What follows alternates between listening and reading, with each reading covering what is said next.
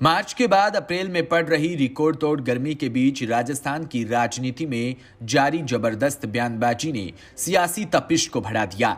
हाल ही जयपुर में पधारे केंद्रीय मंत्री गजेंद्र सिंह शेखावत और गहलोत सरकार के बीच ईआरसीपी को लेकर शुरू हुई जुबानी जंग अभी थमी भी नहीं थी कि प्रदेश के बहुचर्चित फोन टैपिंग कांड को लेकर गजेंद्र सिंह शेखावत और मुख्यमंत्री अशोक गहलोत के बीच शुरू हुई बयानबाजी ने गरमाई सियासत में तड़का लगा दिया। मोदी सरकार में मंत्री गजेंद्र सिंह शेखावत ने शनिवार को बयान दिया कि मेरा टाइम आया तो प्रदेश में 5 आईएएस और आईपीएस अफसरों को जेल कराऊंगा। इस पर मुख्यमंत्री अशोक गहलोत ने रविवार देर शाम ट्वीट के जरिए पलटवार करते हुए कहा कि अधिकारियों को गिरफ्तारी की धमकी देना शेखावत की बौखलाहट दिखा रही है।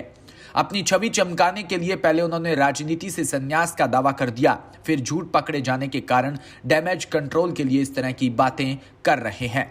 दरअसल जून 2020 में प्रदेश में आई सियासी संकट के समय कथित तौर पर गहलोत सरकार गिराने के बारे में टेलीफोन पर हुई बातचीत के 3 ऑडियो टेप सीएम के ओएसडी लोकेश शर्मा द्वारा जारी किए गए थे, जिसके बाद राजस्थान पुलिस की विशेष शाखा एसओजी ने मामला दर्ज किया था। इस मामले में गजेंद्र सिंह शेखावत को आवाज का नमूना देने के लिए कहा गया। हालांकि दर्ज प्राथमिकी में उल्लेख नहीं था कि ऑडियो क्लिप्स में जिस गजेंद्र सिंह का जिक्र किया गया था वो केंद्रीय मंत्री शेखावत ही है। वहीं इस फोन टैपिंग प्रकरण को लेकर गज्जू बन्ना ने भी दिल्ली में राजस्थान के कुछ अधिकारियों सहित लोकेश शर्मा के खिलाफ एफआईआर दर्ज करवाई, जिस पर कार्रवाई जारी है। बताया जा रहा है कि इस मामले में बीते शनिवार के बयान देते केंद्रीय मंत्री गजेंद्र सिंह शेखावत ने कहा कि मुख्यमंत्री के इशारे पर फोन टैपिंग कराने वाले प्रार्थना करें कि मेरा वक्त न आए, यदि आया तो 5 आईएएस और आईपीएस को जेल कराऊंगा। शेखावत के इस बयान के बाद प्रशासनिक गलियारों सहित सियासी गलियारों में जबरदस्त हलचल मची हुई है।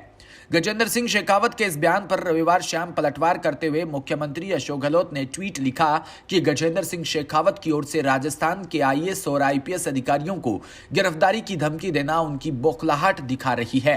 अपनी छवि चमकाने के लिए पहले उन्हें राजनीति में संन्यास का दावा कर दिया, लेकिन उनका झूठ पकड़ा जाने के कारण डैमेज कंट्रोल के लिए वो इस तरह की बातें कर रहे हैं। उन्हें नहीं भूलना चाहिए कि जनता के सामने उनका असली चेहरा पहले से ही बेनकाब हो चुका है, इसलिए अभी तक अपना वॉइस सैंपल देने में भी आनाकानी कर रहे हैं।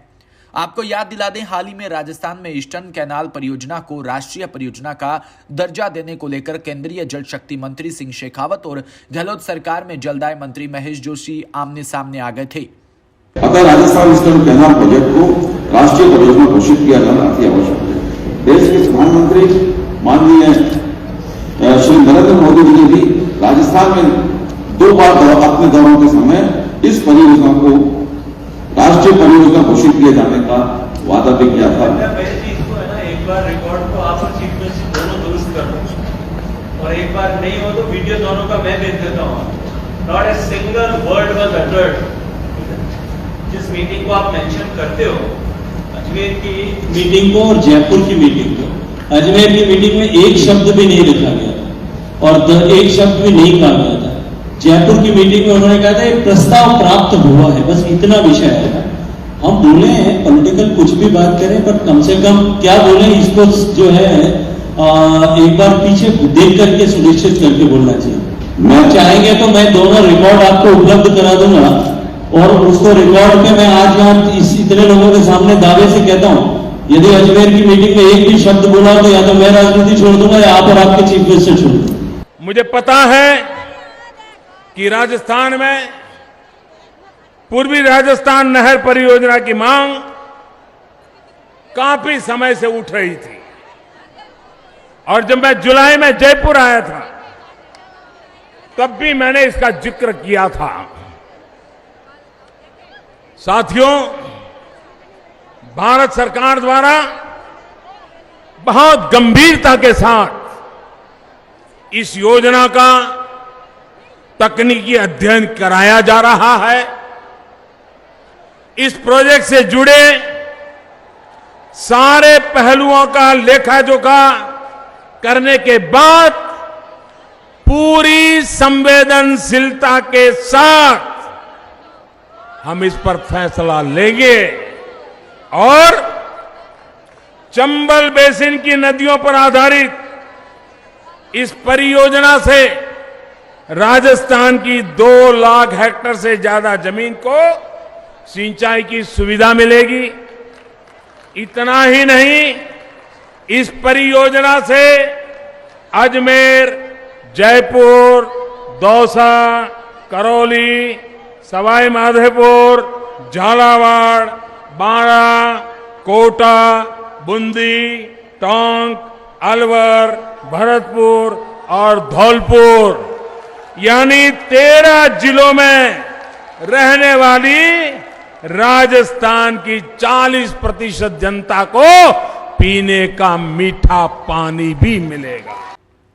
होटल ललित में आयोजित हुए कार्यक्रम में जब जोशी ने ईआरसीपी को राष्ट्रीय परियोजना का दर्जा देने के प्रधानमंत्री नरेंद्र मोदी के वादे की याद दिलाई तो गज्जू बना भड़क गए और दावा करते हुए कहा कि प्रधानमंत्री ने अजमेर की सभा में इस बारे में एक भी शब्द नहीं बोला था। यही नहीं, शेखावत ने यह तक कह दिया कि अगर प्रधानमंत्री ने अजमेर की बैठक में एक भी शब्द बोला हो तो मैं राजनीति छोड़ दूंगा और आपके मुख्यमंत्री राजनीति से संन्यास ले लेना अन्यथा।